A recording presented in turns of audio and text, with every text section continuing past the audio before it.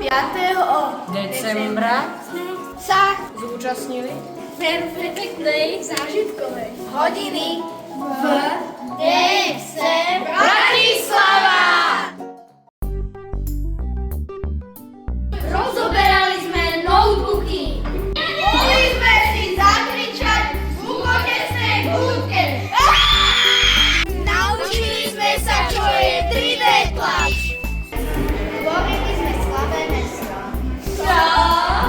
Tvorili sme slabé meslá.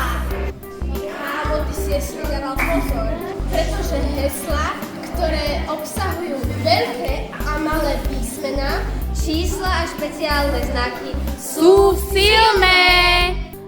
Nalievali sme vodu do Pythagorovho pohára. A to je čo?